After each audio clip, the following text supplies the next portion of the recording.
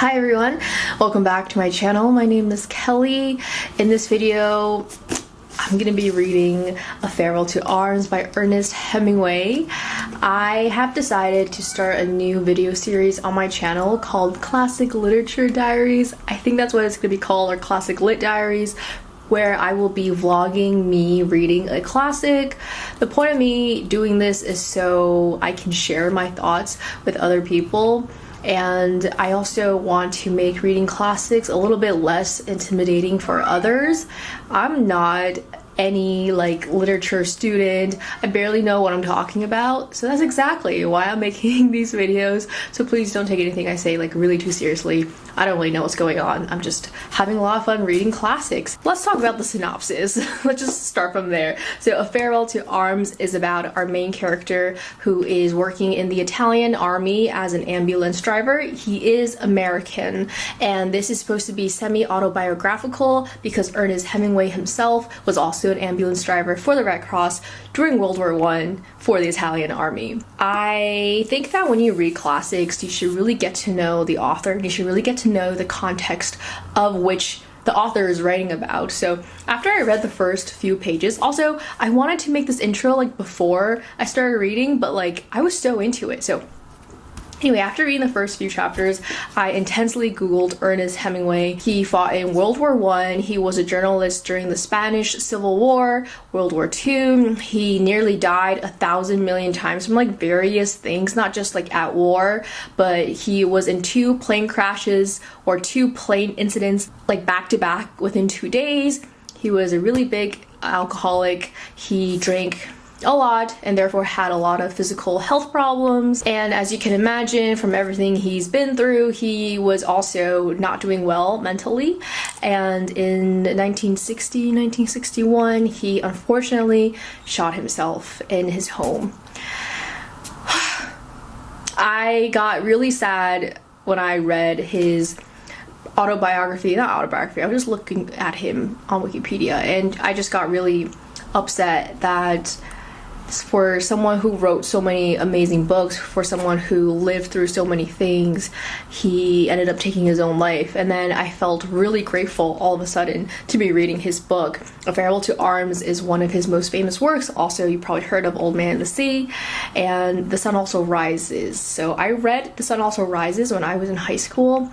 I remembered really enjoying it, but I would say this is my first real Ernest Hemingway book that I'm reading as a full-grown adult with critical thinking skills, because I clearly didn't have any in high school. So I just finished book 1, and there are 5 books, 5 parts in here in total, and this whole video will be entirely spoilers.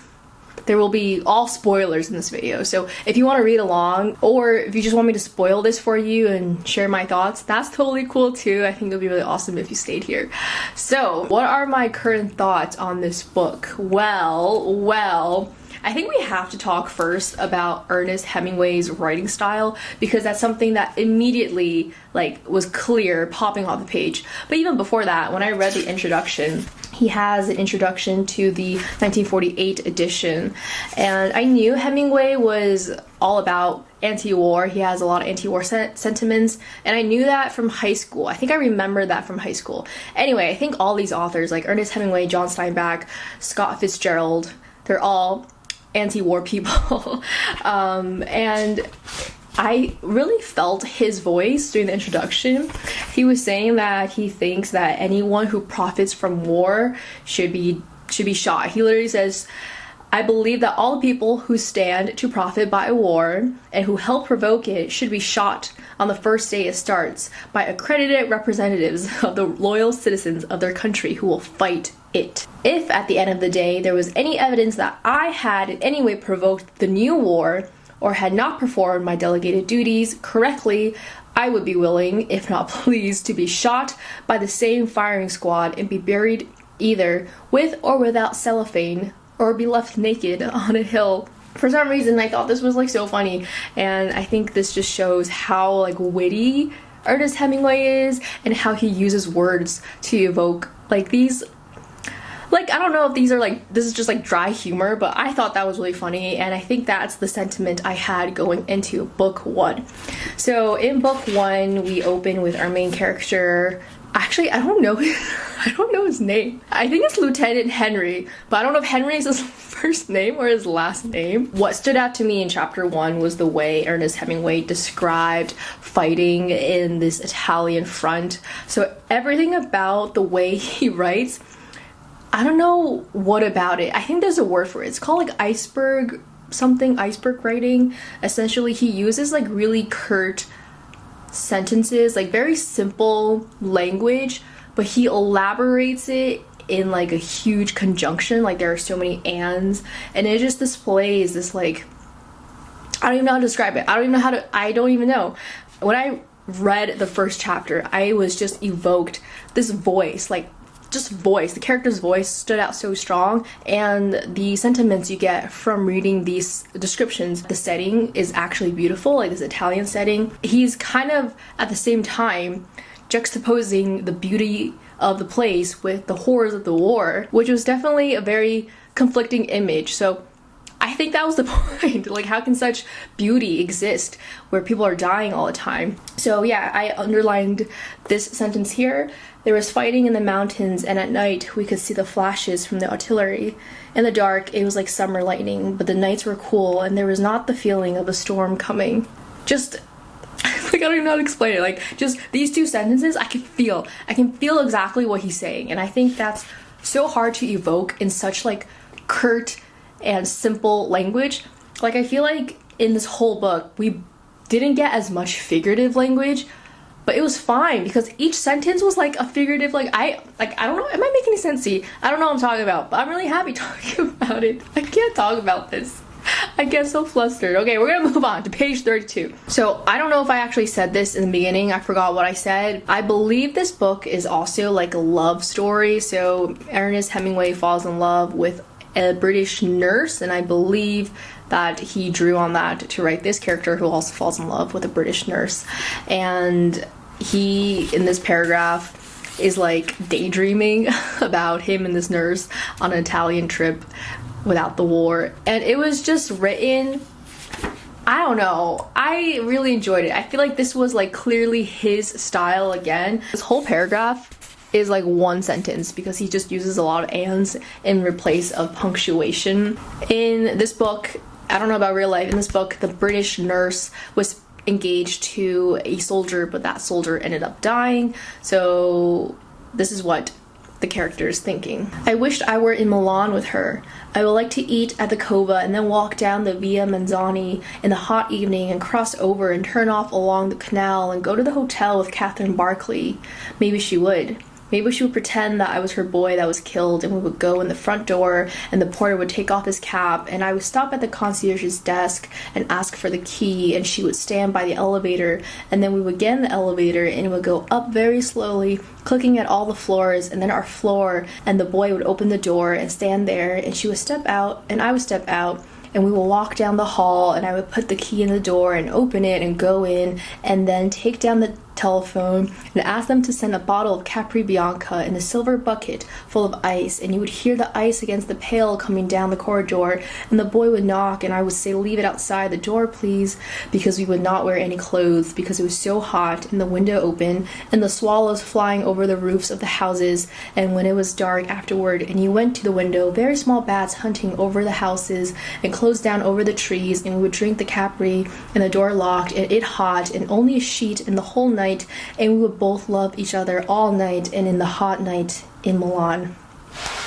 That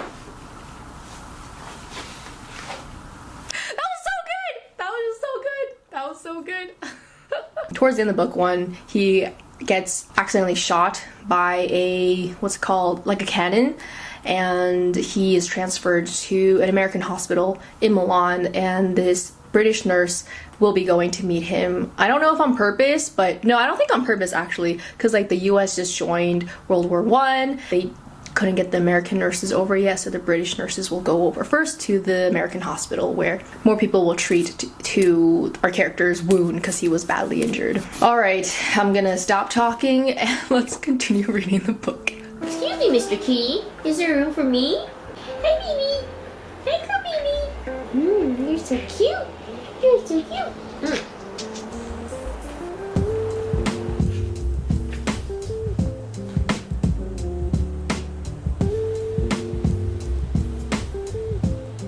So I didn't mention this in the beginning when I was talking about part 1, but this section is where he's getting treated at the field hospital, and it's so funny because they're like, bring him a glass of brandy, the shock dulls the pain, but this is all right, you have nothing to worry about if it doesn't affect, and it really does, how's your head, good Christ. And then he's like, okay, the doctor's like, better not drink too much brandy then. But it's so funny because he was just getting brandy. And then the other section that I thought was funny was when he was talking about how he got injured to his roommate. No, I said I was blown up while we were eating cheese, and I said rip because it's just like so true, and it's just messed up. That's why it's funny, right?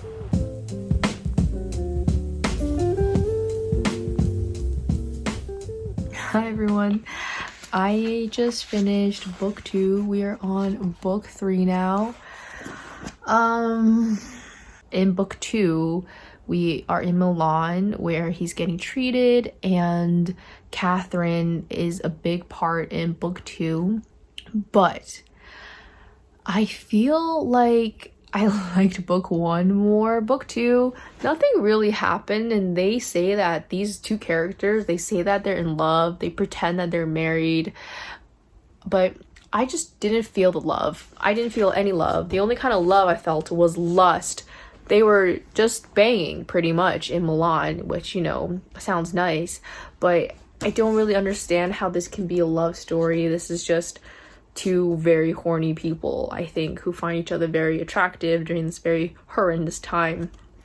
And I think the reason why I think that is because the dialogue is so curt.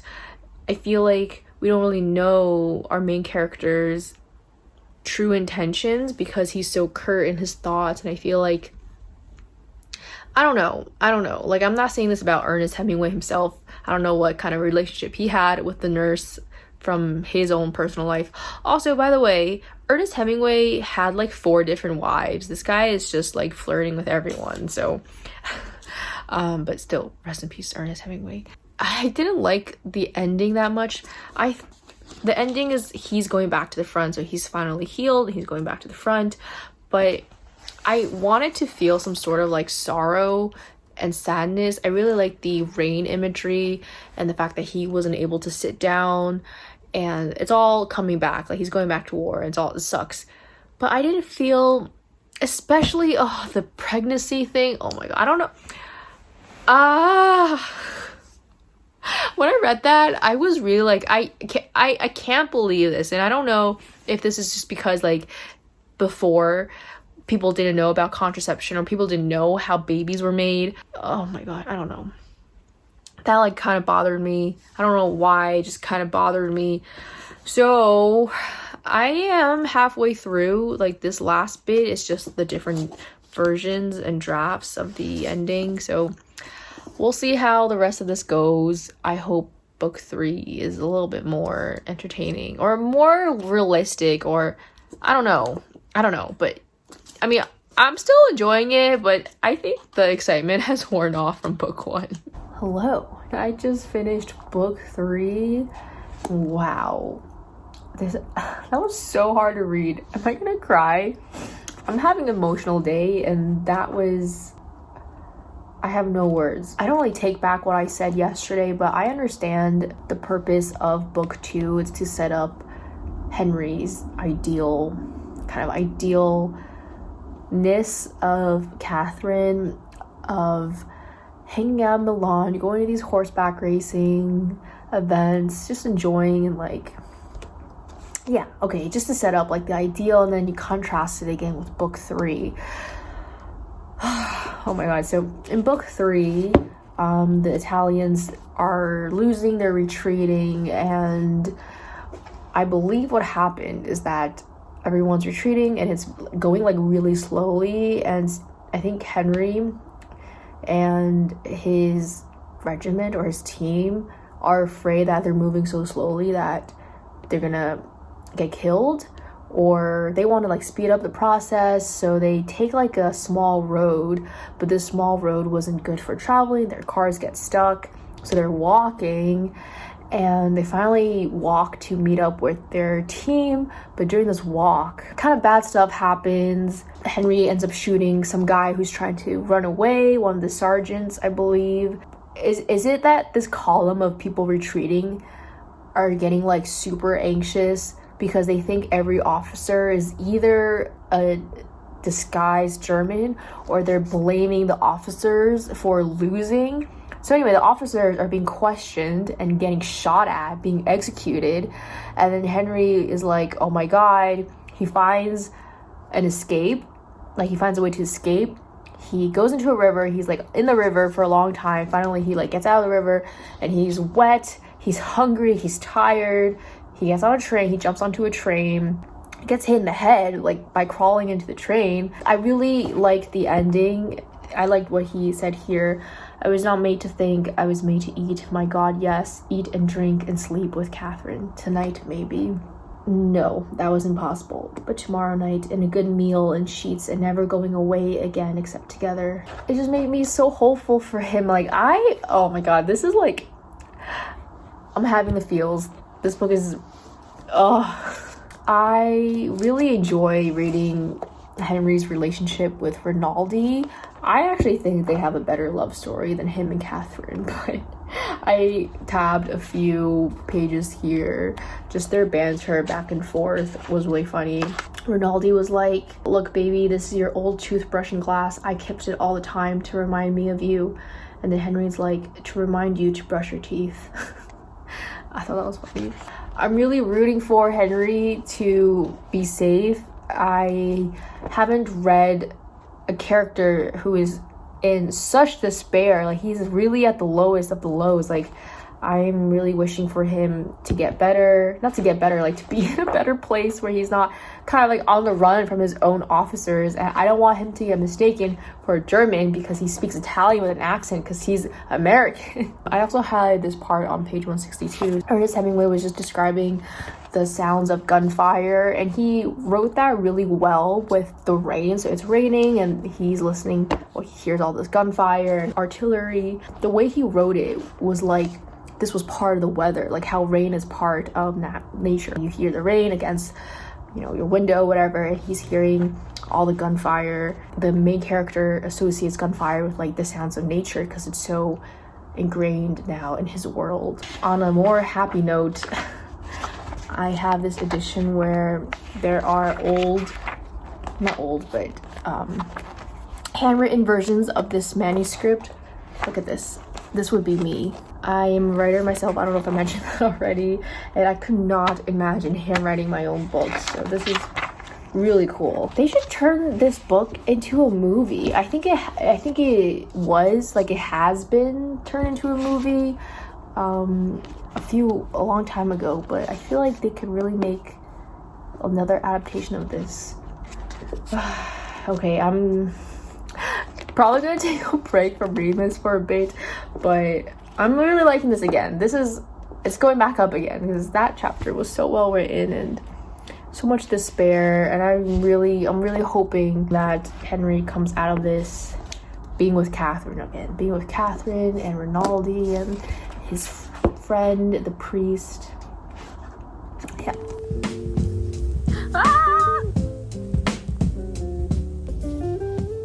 This whole page I thought was so funny. Fergie, Catherine's friend, who's also a nurse, or Ferguson, is just like freaking out that they're like Catherine and Henry are together but not married, and she's like crying, and she keeps saying like, oh, I'm so unreasonable, please don't mind me.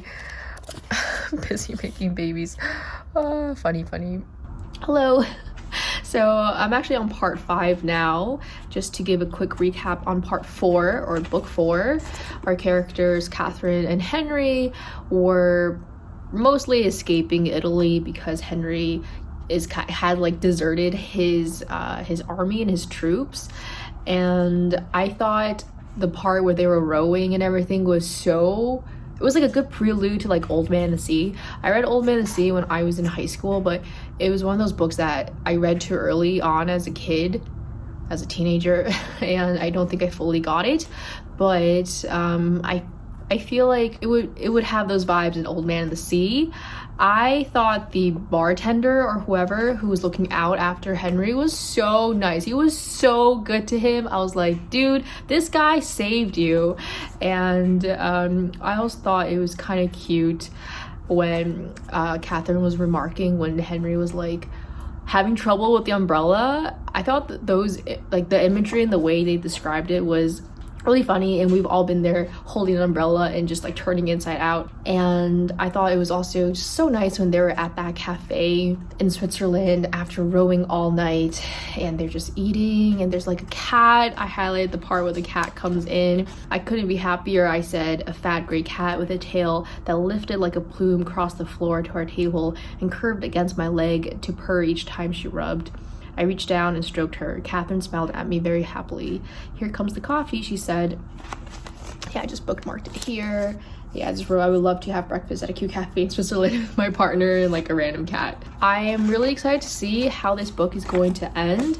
This book really has like taken a turn for me. I didn't know this was going to happen. I had no idea that he was going to be on the run from the army, and I wonder, like, I don't know how like desertion works obviously, but he had a right, like he was gonna be executed for like no good reason, so can that be like his defense? I don't know how it's gonna end, but I'm curious. I can't believe we're almost done with the book, so yeah, let's get reading.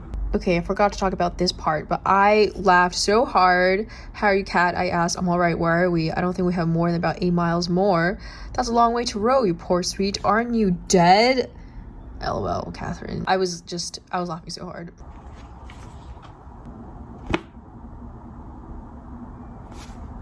Oh my god. This is brutal. Like, oh man. Oh man. Oh my god.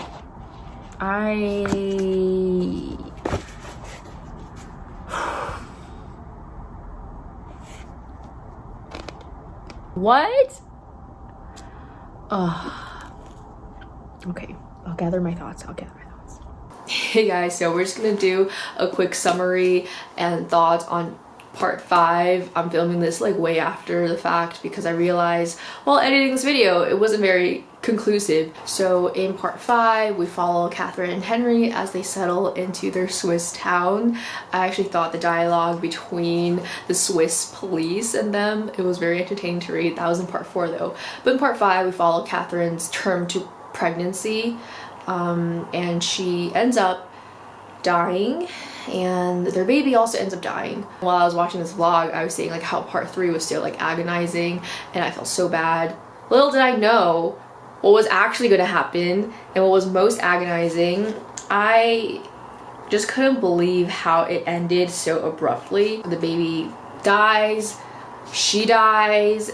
The last sentence is, after a while I went out and left the hospital and walked back to the hotel in the rain.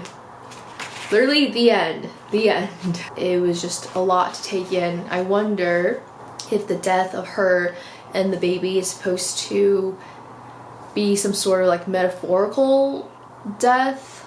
I'm still trying to like puzzle piece that together like for myself. It's just very sad. The whole thing is very sad. I can't believe it. Ernest Hemingway, are you okay? Are you okay? But one thing I did find interesting was that Henry didn't want to be in the hospital when Catherine was giving birth. I don't know if this was like back in the day, this is what men did, they didn't like go into the room. But at the same time, they were married, so maybe they needed like, I don't know. I thought that was interesting, and how Catherine was like, oh, don't look at me give birth. I don't look good right now because like my tummy is big because I'm having a baby. Like, are these real thoughts that women had before? Like, I don't know. That was really surprising to me. So I don't know if that was just like the time and era that this book took place in, or it was specific to these characters too, but I was like, whoa. Okay, so let's go ahead to my final thoughts. Hello, so I've gathered my thoughts. I really do love the concept of the book. I feel like I say that a lot. I really do love the examination of war, and I love Hemingway's writing style. I loved reading that and kind of learning that for the first time as an adult. But what I didn't like about the book, and the crux of the book, I think, was the romance between Catherine and Henry. I really didn't like it. I don't know if it was obvious in my clips or in this video that I really didn't like them, but their relationship was like the worst for me. I had more fun reading about Henry's relationship with Rinaldi and his teammates, there's a better word for that, and his, what's the word for that, and his like troops, his oh god, okay, I don't know the word, just his team. I liked reading about his relationship with the priest. Every relationship that he had, literally aside from Catherine, I liked. Their love story just didn't make any sense to me. I didn't find their love to be very compelling. I think they just had a crush on each other and they're horny people. Or I think that Henry wanted to latch on to just like a beautiful girl, like honestly. So the love story like really took away, even though that was the point. The point was that they were supposed to be in love and all of that, but if I had to give a rating, maybe like 4 stars or 4.5, because I did enjoy the book, but if I had to like closely examine it on like literally every single element, the romance really just didn't really cut it for me. So those are my thoughts, but I really loved reading the way people said that they don't like it when he like rambles on and on. I saw like a funny Goodreads post about that, but I actually enjoyed it. I like being in the character's head, or maybe this is just my first time reading Hemingway, so I was just like really learning how he was writing. I thought that the ending was so well done, like a prose, like his craft. I guess that's what I'm trying to say. His craft is at like level 100, but the romance just like brought that down a little bit. Yeah, I want to read The Sun Also Rises and Old Man and the Sea because I read those when I was in high school, and I feel like I probably grew a lot more. Not I probably did. I for sure did grow a lot more since I read those. So that's it for this video. If you liked it, please let me know by giving it a thumbs up. Did you read this book? What parts of the book did you enjoy? What parts of the book did you not enjoy so much? Did you like Catherine and Henry together? Because I really didn't. Although rip Catherine and their son. Alright, I'll see you in my next video. Bye!